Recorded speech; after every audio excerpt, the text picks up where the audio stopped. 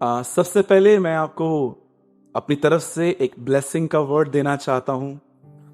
और मैं ये विश्वास करता हूं कि जैसे आप गोल्ड लेते हैं, बोलो गोल्ड। कभी आप गोल्ड लेने अकेले जाते हैं? किसी ना किसी एक्सपर्ट को लेके जाते हैं ना साथ में, जो बाजू में बैठता है और उसको बोलते हैं जरा देख तो बरोबर है ना, 24 कैरेट ही है ना। क्योंकि हम जानते हैं कि दुनिया की चीजें लेने में हम बहुत ही शातिर और बहुत ही चतुर हैं। कितने लोग बाइबल भी इस तरह ही पढ़ते हैं? क्योंकि बाइबल कहती है प्रभु का वचन सोने और चांदी से उत्तम है, राइट? तो आज मैं आपको कुछ ब्लेसिंग देना चाहता हूं, और जो लोग यूट्यूब पे आने वाले दिनों में ये वीडियो देखने वाले हैं, आपके लिए भी ये ब्लेसिंग है और आपके लिए भी। और मैं आपको ब्लेसिंग देने जा रहा हूं। कितने लोग लेंगे? पक्का? सुनिए, परमेश्वर आपके साथ। कितने लोग ये विश्वास कर रहे हैं? और सुनिए, परमेश्वर आपके साथ है, इसका मतलब ये नहीं है कि आप कंफर्टेबल रहेंगे, लेकिन ये मेरा वादा है, हर अनकंफर्ट जोन में वो आपके साथ रहेगा। कितने लोग ये विश्वास करते हैं? मैंने बाइबल के अंदर इन दिनों में उन लोगों के ऊपर स्टडी की जिनके लिए ऐसा लिखा है कि परमेश्वर उनके साथ था, और मैंने किसी को भी नहीं देखा जो एसी के अंदर बैठे हुए थे, टीवी देख रहे थे, कोल्ड ड्रिंक बाजू में पड़ा हुआ था। बेचारा एक जेल में पड़ा हुआ था, एक मिस्र चला गया, एक पता नहीं कहां चला गया। लेकिन आपको पता है एंड क्या हुआ? वे सब जीते। जब मैं कहता हूं ना कि परमेश्वर आपके साथ है, इसका मतलब क्या है? डिफिकल्टीज कितनी भी आए, परमेश्वर आपको जितवाएगा। और मेरे पीछे कन्फेस कीजिए, बोलिए मैं एक ऐसी लड़ाई में हूं। नहीं, सब नहीं कह रहे। आइए, जो लोग नहीं कह रहे थे वो भी कहेंगे। बोलिए मैं एक ऐसी लड़ाई में हूं जिसमें मुझे पहले से ही बताया गया है कि मैं जीत चुका हूं। आमीन। तो परमेश्वर आपके साथ है, वो आपसे प्रेम करता है, और आप जानते हैं उसने आपसे कैसा प्रेम किया है। बहुत इजी है इस बात पे बिलीव करना कि परमेश्वर मुझसे प्रेम करता है, लेकिन बहुत सारे लोग ये नहीं जानते कि उससे मुझसे कितना प्रेम किया है। आप जानते हैं, कभी आप ऐसे लोगों से मिले हो अपने लाइफ में? कोई टाइम था उनके पास करोड़ों रुपए थे, लेकिन आज वो किसी के साथ चाय खरीद करने के लिए भी आज उनके पास पैसे नहीं होते। वो कोई कंपनी ढूंढते हैं कि यार कोई मिले और वो मुझे चाय ऑफर करेगा। कभी आप उनसे बैठो, उनके साथ 10 मिनट बताओ, उनको पूछो भैया क्या हुआ? कोई टाइम था आप इतना ऊपर थे, आज आप जमीन पर हैं। आप अकाब थे, लेकिन आज आप मुर्गी की तरह हैं। आप जानते हैं, एक सच्ची कहानी है उस परमेश्वर की जिसने आपसे प्रेम किया। एक समय था, एक आदमी जो बंगले में रहता था, सब कुछ उसको मिलता था, लेकिन सोचो अगर वो आके एक स्लम में रहता है, एक ऐसी जगह पे रहता है जहां पर अटैच बाथरूम तक नहीं रहते हैं, बाथरूम के लिए भी घर से बाहर निकलना पड़ता है। आप कभी उनसे पूछो, कभी आपने इस बारे में सोचा कि वो जिसके सामने सारा स्वर्ग झुकता है, सब उसे कहते हैं पवित्र पवित्र पवित्र, बाइबल कहती है उसके सामने कांच का समुंदर है, 4 प्राणी हैं जिनकी सारे बदन पे आंखें आंखें आंखें आंखें लगी हुई हैं, सब उसे कहते हैं पवित्र। पूरा स्वर्ग भी उसका वर्णन नहीं कर सकता है कि वो कैसा है। वो आपके और मेरे लिए अपना पैलेस छोड़कर इन स्लम्स में हमारी तरह रहने के लिए आया। क्या प्रेम किया है उसने हमारे साथ। कभी आपने इस बारे में सोचा? शब्द से भी गुनाह माफ होते थे। एक आदमी से यीशु ने ऐसा कहा, तेरे पाप क्षमा हुए, उठ अपनी खाट उठा। एक आदमी के पाप बगैर खून बहाए हुए क्षमा हुए थे, फिर भी उसने खून क्यों बहाया? सिर्फ आपको यह दिखाने के लिए कि सबसे अधिक जो मेरे पास एक मुख्य चीज थी वो जिंदगी थी, और मैंने तुम्हारे लिए वो भी दे दी।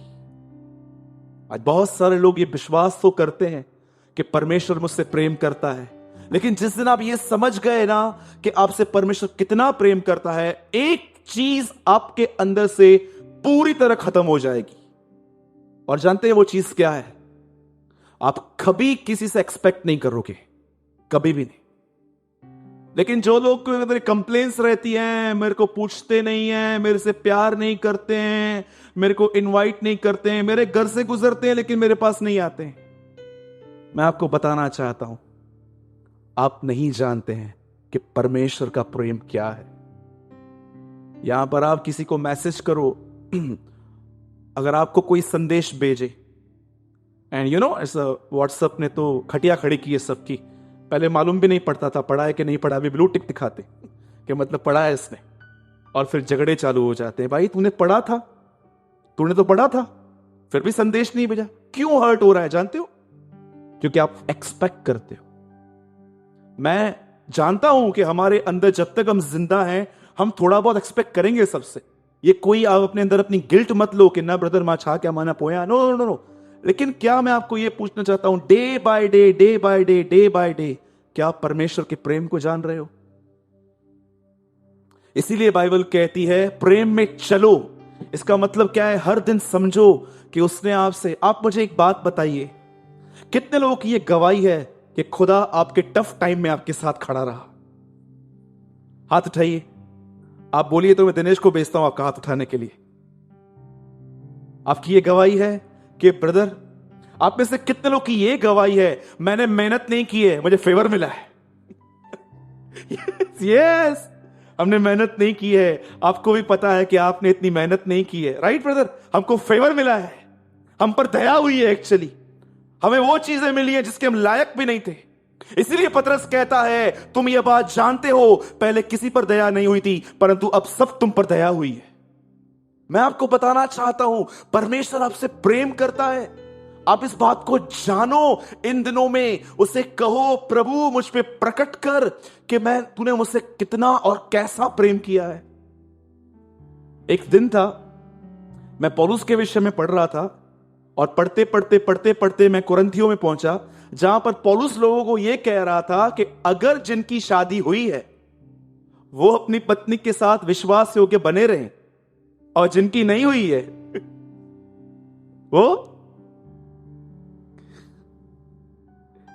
वो ऐसे समझे कि आप समझ गए मैं क्या बोलने की कोशिश कर रहा हूं? पौलुस ये समझा रहा था कि मैंने शादी नहीं की है, इसका मतलब यह भी नहीं है कि तुम भी मत करो। वो समझा रहा था कि मुझे एक सेवकाई मिली है, मुझे उसमें इतना ध्यान देना है, इसलिए मैं नहीं कर रहा हूं। लेकिन बहुत सारे जो मूर्ख लोग हैं वो उसको भी अपने ऊपर ले लेते हैं, नहीं नहीं प्रभु मुझसे भी बात कर रहा है। सुनिए, अब मैं एक बात पूछना चाहता हूं, पौलुस के अंदर डिजायर कैसे खत्म हो गई? बोलो मेरे पीछे, बोलो जिसने उसको देख लिया कहां से शादी कर पाएगा? हेलो, बोलो यीशु मसीह की, जिसने उसको देख लिया उसकी क्या उसके अंदर इच्छा बचेगी? इसलिए वो कहता है, मैं दिन प्रतिदिन इस संसार को कचरा समझता हूं ताकि मैं मसीह को पा सकूं। ये इसकी टेस्टिमनी है। और बहुत सारे लोग जोश में कहते हैं मैं शादी नहीं करूंगा, यीशु के नाम से कहता हूं तू पहले करेगा। मैंने देखा है जो बहुत सारे लोग कहते हैं मैं नहीं करूंगा, वो पहले करते हैं। तो डोंट बी ओवर स्पिरिचुअल, ज्यादा हमें स्पिरिचुअल नहीं, हमको सिर्फ स्पिरिचुअल होने के लिए कहा गया है, ओवर स्पिरिचुअल होने के लिए नहीं कहा गया है, ठीक है? तो कितने लोग आज के वचन के लिए तैयार हैं? मैं सबसे पहले चाहता हूं आप अपने बाजू वाले को टेढ़ी नहीं, एक मीठी स्माइल देकर, टेढ़ी स्माइल समझते?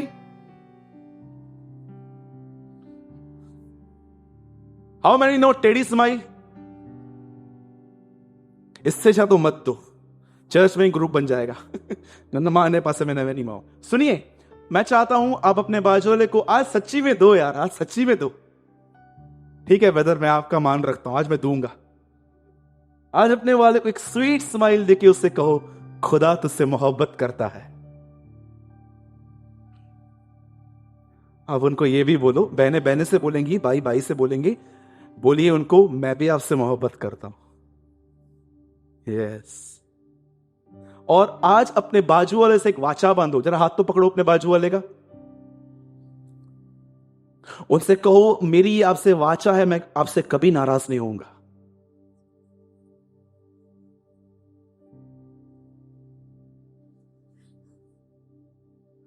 हे छा करायचे दिवस हा, ये क्या करवा दिया आपने, इतना बड़ा गुनाह करवा दिया आपने हमसे। अच्छा वो आपकी सांस नहीं बैठी थी बाजू में। बोलते इधर ही वाचा तोड़ती हूं, इधर ही ये ले खून तोड़ दिया। बोलो यीशु मसीह की, वो राजाओं का, वो प्रभुओं का, वो जीवन की रोटी है, वो जिंदगी का जल है, वो जगत की ज्योति है, वो ही मार्ग, सच्चाई और जीवन है, वो आदि और अंत है, वो अल्फा और ओमेगा है, वो प्रथम और अंतिम है, वो मुर्दों में से जी उठने में पहलोठा है। और मैं आपसे कहता हूं यही यीशु आपसे प्रेम करता है। आमीन। Receive his love. कई लोग अपने आप को पसंद नहीं करते। मुझे सबसे बड़ा गुनाह प्रभु में यही लगता है, जब कोई अपने आप को कहता है ना मैं पापी हूं, मुझे दिल होता है कि मैं उनको सुनाऊं, मैं बाद में पश्चाताप करूंगा भले। कोई अपने आप को अधर्मी, मैं पापी हूं, मैं घटिया हूं, ये नहीं हूं। आपको पता है जब आप अपने आप को ये कहते हो मैं पापी हूं, आप जानते हो आप क्या कहते हो? लॉर्ड आपका खून जो है ना, मैं उस पर बिलीव नहीं करता। I never believe in your blood. लेकिन जो कहते हैं ना मैं धर्मी हूं, मैं आज मीटिंग से पहले एक वर्ड शेयर कर रहा था। मैं 2 मिनट में ये शेयर करके एक सिंपल वर्ड में आऊंगा। आप जानते हैं यूहन्ना अपनी पुस्तक में 10 अध्याय के बाद सिर्फ यीशु मसीह का एक आखिरी हफ्ता दिखाता है कि वो लास्ट वीक अपने लाइफ में कैसे रहा था। और वो बताता है कि मरने से 1 रात पहले उसने अपने कपड़े उतारे थे और सिर्फ अंगोछा पहना हुआ था, और वो अपने 12 चेलों के साथ बैठा। और आप जानते हैं उसे यहूदा स्करोती के भी पैर धोए थे। He wash the feets of Judas. और जब वो पतरस के सामने आया और जैसे वो पतरस का पैर लेके अपने थाई पे रख रहा था, पतरस उसे कहता है प्रभु आप क्या कर रहे हैं? वो कहता है मैं तेरे पांव धो रहा हूं। यीशु कहता है नहीं, सॉरी, पतरस कहता है नहीं प्रभु ये मत कर। और यीशु उसे कहता है यदि मैं ये न करूं तो तेरा मेरे साथ कोई साझा नहीं है। What is the meaning of this word? I have no part in you. जानते हो यीशु क्या कह रहा था? अगर मैं ये न करूं तो मैं परमेश्वर नहीं हूं। और जानते हैं यीशु करने के बाद उनको क्या कहता है? बोलता है सुनो, जो नहा चुका अब उसे पैरों के सिवा कुछ और धोने की जरूरत नहीं है। मैं सालों से ये वचन पढ़ता था, लेकिन मेरे पास कोई नहीं था जिसको मैं पूछूं कि भाई मुझे बता इसका अर्थ क्या है। आप जानते हैं यीशु क्या कहने की कोशिश कर रहा था? पुराने नियम में जब लोग परमेश्वर के पास जाते थे, आपने पढ़ा होगा ना, काना नगर में मटके पड़े हुए थे शुद्धिकरण के। आप जानते हो पुराने नियम में हाथ और पैर धोए जाते थे। लिखा है वहां पर यहूदियों के शुद्ध करने की प्रथा के अनुसार 6 मटके पड़े हुए थे।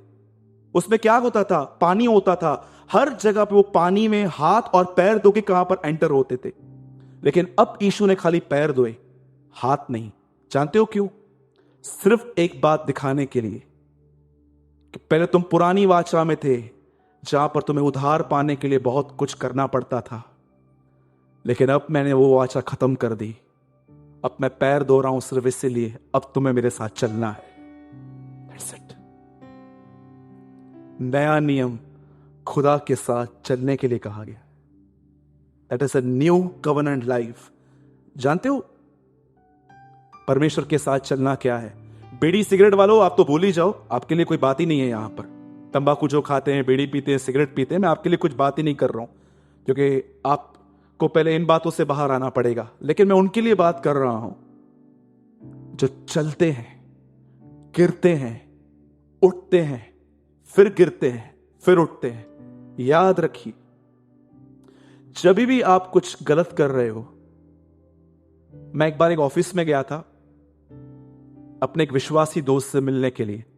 आप जानते हैं 1985 तक भी बहुत सारे ऑफिसेस में वुमेन्स और मेंस अलग अलग काम करते थे, लेकिन आजकल ऐसे ऑफिसेस हैं जहां पर लड़के लड़कियां साथ में काम करते, एकदम बगल में बैठकर।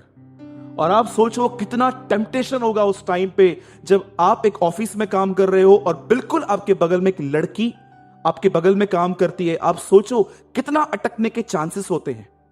और जब मैं वहां पर गया तो वो किसी औरत के बिल्कुल बाजू में बैठ के काम कर रहे थे और मैं देख रहा था वो और फ्रेंडली था। मैं नहीं कहता हूं ही इज एन एडल्ट्री, वो व्यभिचार में था। आप समझ सकते हैं ना मैं क्या बोलने, ओवर फ्रेंडलीनेस, हाथ पे हाथ मारना या नाम लेके बात करना। तो मैं वहां आया तो मैंने उससे कहा ये क्या हो रहा है, एंड उसने मुझे इंग्लिश में कहा शी इज माई फ्रेंड, वो मेरी दोस्त है। तो मैंने उससे एक सवाल पूछा, अगर तेरी बीवी यहां पर आ जाए तो भी तू उससे फ्रेंडली बात कर सकता है? नहीं। मैंने कहा क्यों नहीं कर सकता? क्योंकि तेरा विवेक तुझे कह रहा है तू गलत कर रहा है। आपको पता है जब आप किसी के साथ ओवर फ्रेंडली होते हैं, मैं नहीं कहता हूं ये पाप है, लेकिन मैं आपको यीशु के नाम से कहना चाहता हूं पाप की शुरुआत हो चुकी है। और जो लोग कहते ना नहीं नहीं नहीं नहीं ब्रदर मैं स्ट्रांग हूं, मैं यीशु के नाम से कहता हूं आपको शैतान ने मूर्ख बना के रखा है। आप इस बदन को जानते नहीं हो। 45 साल के पास्टर को पौलुस कहता है जवानी की अभिलाषाओं से भाग। कितना स्ट्रांग था वो आत्मा में, इतना स्ट्रांग था। पौलुस को सिर्फ उस पर ही विश्वास था। पौलुस एक जगह पे कहता है मैं जानता हूं सब स्वार्थी हैं, लेकिन ये अलग है, ये तुम्हारी चिंता करता है। पौलुस कहता है जवानी की अभिलाषाओं से भाग और उनके साथ रहे जो परमेश्वर का नाम आदर से लेते हैं। मैं आपसे कहना चाहता हूं कितने लोग हैं जो इन बातों को समझ पा रहे हैं मैं क्या बोल रहा हूं। कई बार आपको लगता है स्मोकिंग, ड्रिंकिंग, गंदा देखना प्रभु मुझसे यही रोकता है। क्या आपको पता है कई बार आप जब लोगों से फोन पे बातचीत करते हो और आप देख रहे हो कि बातचीत खत्म हो गई है, अब आप दूसरों की उतार रहे हो, आप दूसरों को नेकेट कर रहे हो। क्या आपको यह बात पता है परमेश्वर को कई बार कहता है बंद कर फोन अभी तो। नहीं प्रभु इतने दिनों के बाद तो बात हो रही है। मैं आपको यीशु के नाम से कहता हूं दूसरी बार आवाज नहीं आएगी आपको, क्योंकि उत्पत्ति के 6 अध्याय में लिखा है मेरा आत्मा मनुष्य के साथ सदा वाद विवाद नहीं करेगा। वो आपको एक बार बोलेगा, 2 बार बोलेगा, उसके बाद वो आपको छोड़ देगा। और मैंने देखा है जो लोग प्रभु की नहीं सुनते हैं, स्लोली स्लोली स्लोली स्लोली वो सूख जाते हैं। और एक दिन जानते हो वचन चलता है, प्रार्थना चलती है और उनकी शक्ल ऐसे, मैं समझ जाता हूं दे आर अ बैकस्लाइडर्स। संभाली, मैं नहीं जानता हूं मैं ये सब क्यों कह रहा हूं। मैंने इस हफ्ते, इस महीने में 4 बार ये बात कही है और 5वीं बार आज मैं बोल रहा हूं। और अगर प्रभु ने फिर से कहा तो फिर से कहूंगा, आप इस कलीसिया में कभी वो नहीं सुनेंगे जो आप सुनना चाहते हैं। आप इस कलीसिया में हमेशा वो सुनोगे जो खुदा आपसे कहना चाहता है। आमीन। कितने लोग मेरी बात समझे? वर्ड में आए हम लोग? पक्का? ठीक है ब्रदर, थोड़ो सॉफ्ट हो जाए जो वचन असांखे असां थोड़ो उम्मीद से आया आहियूं। आइए हम सब परमेश्वर के वचन में चलेंगे और आज एक बहुत ही सुपर टॉपिक हमारे बीच में शेयर होने वाला है, द ब्लड ऑफ जीसस, यीशु मसीह का खून। और मैं विश्वास करता हूं कि जब हम इस खून के लिए बात करेंगे तो मेरा आज विश्वास है ये खून हमारे बीच में काम करेगा। आमीन। आइए जितने भी लोगों के पास बाइबल है हम सब ओपन करेंगे रोमियो 3 अध्याय, रोमन्स चैप्टर 3, 25वां वचन कोई पढ़िए जिनके पास मेरे जैसी बाइबल हो प्लीज, ऐसा वाला। उसे परमेश्वर ने उसके लहू के कारण एक ऐसा प्रायश्चित ठहराया है, हां, जो पाप पहले किए गए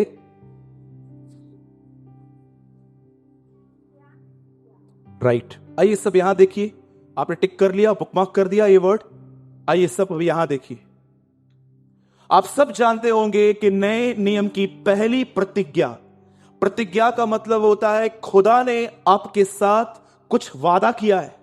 परमेश्वर ने आपके साथ एक प्रॉमिस किया है कि इसमें तुम कुछ नहीं करोगे, इसमें मैं तुम्हारे लिए कुछ करूंगा। और आप जानते हैं नए नियम की जो पहली प्रतिज्ञा है वो मत्ती 1:21 में पाई जाती है, जिसमें ऐसा लिखा गया है कि मैं अपने लोगों का उनके गुनाहों से नजात दूंगा। और लिखा गया है हिंदी में कि मैं अपने लोगों को उनके पापों से बचाऊंगा। यह नए नियम की पहली प्रतिज्ञा है। पर आप जानते हैं ये प्रतिज्ञा किन लोगों की जिंदगी में पूरी होती है? मैंने ऐसे बहुत सारे लोग देखे हैं जो वचन बोलते हैं लेकिन उनको समझ में नहीं आता कि वो क्या बोलते हैं। जब हम लोग कहते हैं जहां 2 या 3 उसके नाम में इकट्ठे होते हैं, उनके मध्य में वो रहता है, उसके नाम का मतलब क्या है? समझो 2 बहनें हैं या 2 भाई हैं, बकवास करते रहते हैं, कुछ भी बोलते रहते हैं, कुछ भी करते रहते हैं, और वो लोग यहां पर आएंगे और बोलेंगे पिता मैं यीशु के नाम से प्रार्थना करता हूं, हम लोग दोनों आ गए हैं, आप आ जाइए। प्रभु आ जाएगा। जहां 2 लोग मेरे नाम में, उसके नाम का अर्थ क्या है? वह जो हमको पाप से छुड़ाने आया। इसका मतलब क्या है? 2 लोग जिनका लक्ष्य यह है कि हमें गुनाहों से आजाद होना है। जब वो दोनों इकट्ठे होंगे मैं उनके बीच में रहूंगा। इसलिए बाइबल कहती है एक मन, एक चित्त, एक आत्मा में रहो। आप जानते हैं यहां पर लिखा गया है उसका लहू जो है, जैसे 1:21 में लिखा गया है कि तू वह अपने लोगों को उनके पापों से बचाएगा, और लिखा गया है उसके नाम का अर्थ है पाप से छुड़ाया जाना। अब मैं आपसे एक बात पूछता हूं, वह अपने लोगों को कैसे छुड़ाएगा? जानते हैं कैसे? वह अपने लोगों को इस तरह छुड़ाएगा जब उसके लोग उसके ब्लड की वैल्यू समझेंगे। आप सोचो, अगर आप खाना खा चुके हो, अरे आपके सामने प्रॉन्स रखा जाए, चिकन रखा जाए, मटन रखा जाए, कोई वेजिटेरियन खाना रखा जाए, आप क्यों वैल्यू करोगे? लेकिन जो आदमी जानता है कि वो सिन क्या है, वो हमेशा यीशु के लहू की वैल्यू करते थे। और आज मैं आपको सिर्फ 10 मिनट के लिए, सिर्फ 10 मिनट मैं आज आपको बताना चाहता हूं खून क्या है और वो कैसे काम करता है, आप उसे कैसे अप्लाई करते हैं। सबसे पहले आप इस बात को जान लीजिए, जिन भी चीजों से आप नहीं निकल पाते हैं, अधिक बोलना, या कभी कभी देखा है आप जो यंगस्टर्स बैठे हैं, कई बार हमको अनक्लीन थॉट्स बहुत आते हैं। आप जिस भी चीज से अधिक बोलना, किसी की बरोबर निंदा करना, याद रखिए जिस चीज से आप सालों से निकलने की कोशिश कर रहे हैं लेकिन आप उसको जीत नहीं पा रहे हैं, उसे बंधन कहते हैं, बॉन्डेज। और इस बॉन्डेज के ऊपर ब्लड का आना बहुत जरूरी है। आप जानते हैं, मैं बिलीव करता हूं आप सब इसे पॉजिटिवली लेंगे। क्या मैं आपसे यह बात जान सकता हूं कि जब यीशु इस दुनिया में था, वो कौन सा चेला था उसका जिसमें सबसे ज्यादा गड़बड़ियां दिखाई देती हैं? हाँ जी, कौन? जोर से बोलिए। पतरस। अब मैं आपसे एक और सवाल पूछता हूं, बताइए वो कौन सा चेला है जो सबसे अधिक उसके खून के विषय में लिखता है? पतरस। वो अपने पहले अध्याय में कहता है, सुनो तुम उसके लहू के छिड़कने के लिए बुलाए गए हो, स्पैकिंग द ब्लड, ऐसा लिखा है। और उसके बाद वो कहता है हमने अपने बाप दादाओं के उस निकम्मे स्वभाव से उसके लहू के द्वारा छुटकारा पाया। आप जानते हो पतरस उन बातों से जिनमें वो था, वहां से वो कैसे निकला? वो अपनी गवाही देता है कि मैं इन सब बातों से इसलिए निकला हूं क्योंकि मैंने मेमने के लहू को लगाया है। I understand its blood. अब सुनिए मैं क्या बोलने की कोशिश कर रहा हूं, ध्यान दीजिए। आप सब जानते हैं कि पुराने नियम के अंदर बाइबल ऐसा कहती है कि जब मूसा फिरौन के पास गया और कई बार उसने ये कहा कि मेरे लोगों को जाने दे, बाइबल कहती है 9 बार वो रिजेक्ट किया गया, 9 टाइम्स। जब भी वो वहां पर जाता तो लोग फिरौन से एक ही बात कहता, पहले उसने कहा हमको जाने दे, वो कहता है स्त्रियों को ले जा, बोलता है नहीं सब चाहिए, फिर बोलता है बच्चों को ले जा, नहीं सब चाहिए। और जब वो लास्ट 9 विपत्तियां डालने के बाद, जानते हो जब 10वीं बार जब परमेश्वर उनसे एक बात कहता है, सुनो आज की रात तुम्हारे लिए एक बहुत विशेष रात है, आज की रात मैं नीचे उतरूंगा और आज रात को मैं मिस्र के हर पहलोटे बच्चे को मारूंगा। आप जानते हो पुराने नियम के अंदर परमेश्वर ने अपनी आखिरी विपत्ति कैसे थी? बाइबल कहती है डेथ, एंजल ऑफ डेथ, एक स्वर्गदूत नीचे उतरा था। और जानते हो परमेश्वर ने इनको क्या कहा? आज रात को तुम एक मेमना काटना है और उस मेमने का ब्लड अपने हाथ में लेना है और उसे अपनी चौखट पे लगाना है, और जब मैं उस खून को देखूंगा मैं तुम्हें बख्श दूंगा। यह बाइबल में नहीं लिखा गया है, लेकिन यह मैंने इतिहास में पढ़ा है। डोंट ट्रस्ट फुली, लेकिन यह मैंने पढ़ा है कि जिस रात वो लोग मिस्र से बाहर आ रहे थे, उस रात उन्होंने अपने घर के चौखट पर ब्लड लगा के वो अंदर भजन संहिता 91 बोल रहे थे। जो परम प्रधान के छाए हुए स्थान में बैठा रहे, वो सर्वशक्तिमान की छाया में ठिकाना पाएगा। He who dwells in the most high shall abide in the shadow of the Almighty। मैं प्रभु के विषय में कहूंगा, वो मेरा गढ़ है, मैं उस पर भरोसा करूंगा। ऐसा बाइबल नहीं बताती है, लेकिन एक ऐतिहासिक किताब में ऐसा बताया गया है कि उस रात उन्होंने अपने घर की चौखट पर खून लगा के वो अंदर 91 साम बोल रहे थे। और जानते हैं हुआ क्या? वो मौत का फरिश्ता नीचे उतरा, और जब वो गली गली घूम रहा था, जानते हैं उसने क्या देखा? एक घर के बाहर खून नहीं लगा था, और वो उसके अंदर गया, उसने देखा यहां पर पहला बच्चा कौन है, उसे खत्म कर दिया। फिर वो आगे गया, उसने एक और घर देखा और उसने ये देखा कि खून नहीं है, अंदर गया, घर पे सबसे बड़ा छोटा कौन सा है, ले लिया उसको। लेकिन जब भी ये स्वर्गदूत ऐसा घर देख रहा था जहां पर चौखट पे ब्लड लगा था, वो उस घर के अंदर नहीं जा रहा था। आप जानते हो परमेश्वर ने पुराने नियम के अंदर यह नहीं कहा कि तुम मेमना काटोगे बच जाओगे।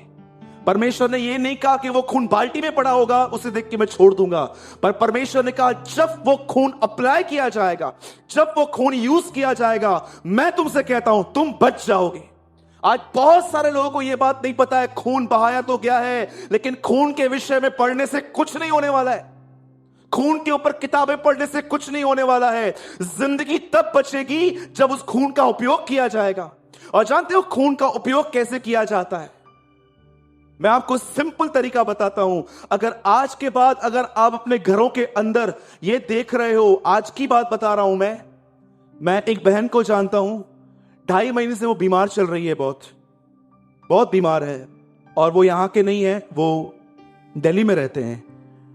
और हमेशा जब मैं अपना मैसेंजर खोल रहा था, मैं उनका संदेश पा रहा था, भैया मेरे लिए प्रेयर करो।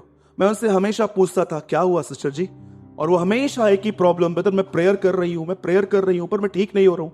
आज मैं दोपहर में 1:30 बजे में प्रेयर कर रहा था, मुझे प्रभु ने कहा इस बहन को संदेश भेज और संदेश में बोल कि आज इसी समय भजन संहिता 91 और मेरा खून, इसके बारे में से कुछ वचन भेज।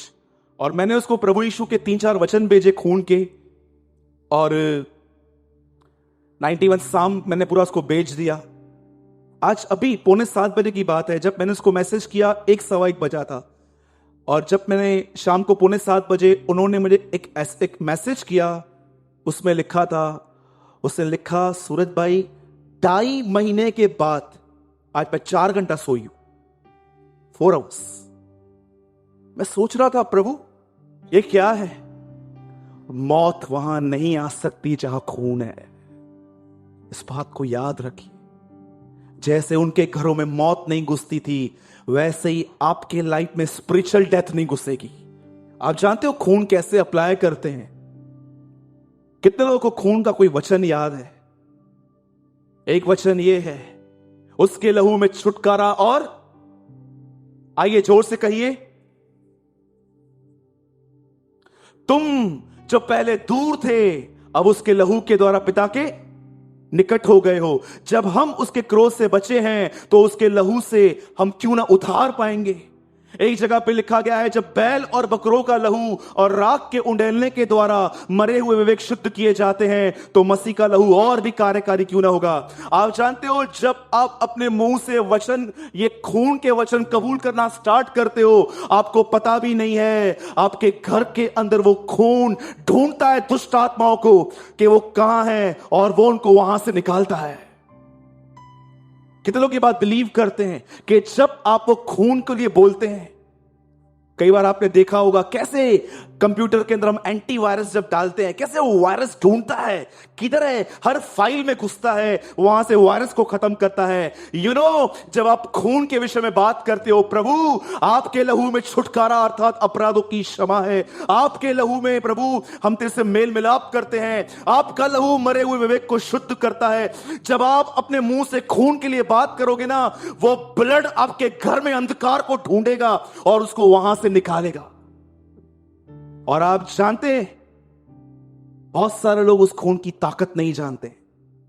आप में से कितने लोग ये बात जानते हैं, जब आप अपने गुनाहों को मान लेते हो तो बाइबल कहती है उसका लहू तुम्हें हर प्रकार के अपराध से धोने में, शुद्ध करने में विश्वास योग्य और धर्मी है। अब मैं आपको एक ऐसी बात बताने जा रहा हूं जिस पे इस संसार के 1% लोग भी बिलीव नहीं करते, लेकिन अगर आप करेंगे तो धार्मिकता में आएंगे। क्या आपको यह बात पता है, जब आप खून को यूज करते हो उसके बाद परमेश्वर आपको कैसे देखता है? समझिए, आपने आज 6:45 शाम को एक पाप किया था, हो गया था आपसे, और 7 बजे आप कमरे में गए और प्रभु से आपने कहा, प्रभु मुझे माफ कीजिए, मुझसे पाप हो गया, मुझे अपने खून में धो दीजिए। आपको पता है, जैसे 7 बजे और 7:01 को परमेश्वर आपको जानते कैसे देखता है? आप एक ऐसे व्यक्ति हो जिसने जब से आप पैदा हुए हो आपने कोई गुनाह नहीं किया। That is the power of the blood. कई लोग मुझे मैसेज करके बोलते हैं ब्रदर आप बहुत बोल्ड बात करते। मैं बोलता हूं हाँ, क्योंकि मैंने आज तक कभी कोई गुनाह नहीं किया है। बोलते क्या बात कर रहे हो, गुनाह नहीं किया है? मैंने बोला हाँ, क्योंकि मैं यीशु के खून पर विश्वास करता हूं। जब वो उसका खून कहता है कि मैं तुम्हें सब बातों से धो दूंगा, अरे इसलिए पौलुस कहता है 1000 लोग मुझे पापी ठहराएं लेकिन खुदा मुझे धर्मी ठहराता है। लोग आपको कुछ भी कहें, क्या भी कहें, नैरो माइंडेड हो, उनको बोलो yes I am narrow minded because Jesus से एंटर इन नैरो गेट। कई लोग आपको कहेंगे नैरो माइंडेड हो, हमेशा बोलते हो यीशु ही प्रभु है, और जो है वो कौन है, वो क्या ऐसे वैसे है क्या? उनको बोलो मुझे कुछ नहीं पता है, मेरे को एक ही बात पता है, यीशु प्रभु है। आप इससे कितने लोग इस बात से आशीषित हैं कि यीशु मसीह आपका प्रभु है? कितने लोग को इस बात की खुशी है कि यीशु मसीह आपका प्रभु है? कितने लोग इस बात पे जॉयफुल है कि यीशु मसीह मेरा प्रभु है? अरे अगर वो प्रभु नहीं होता ना, तो मैं आपको सच कहता हूं, मैं, भाई सुनील, पंकज, हम सब किसी बियर बार में बैठे रहते, गुनाहों में जिंदगी जीते, लेकिन उसने हमें बचाया, उसने हम पर रहम किया, उसने हम पे दया की। अच्छा होगा लोगों के साथ झगड़ा करना बंद कर दो, ब्लड के लिए बात करना चालू करो। बोलो जैसे कंप्यूटर में एंटीवायरस वायरस को खाता है, वैसे खून अंधकार को खा जाता है। अरे क्या मजाक समझते हो? यहोवा का खून है वो। एक लास्ट बात, मैं जानता हूं ये बात आप सबों ने पढ़ी होगी। आप जानते हैं जब पौलुस एफिसियों की कलीसिया से जब वो जा रहा था, तब वो उन्हें एक बात कहता है। वो कहता है सुनो, आज मैं परमेश्वर की एक कलीसिया तुम्हें दे रहा हूं, लेकिन आप जानते हो वो कलीसिया सौंपने से, समझो मेरे पीछे एक बहुत ही विश्वास योग्य भाई है, मेरे भाई दिनेश। मैं हमेशा जब भी यहां से जाता हूं, मैं हमेशा उसको ये बता के जाता हूं, दिनों बुधवार को यहां जाना, ट्यूसडे को यहां जाना, थर्सडे को यहां जाना, ये भाई को फोन करना, ये हॉस्पिटल में है। मैं अपनी सारी लिस्ट उसको बना के दे देता हूं, क्योंकि मैं जानता हूं कि वो काम करेगा।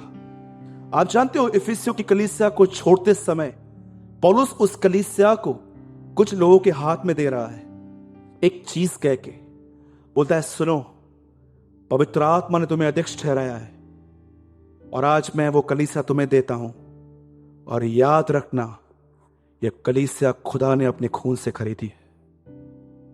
और वहां से पौलुस चला गया।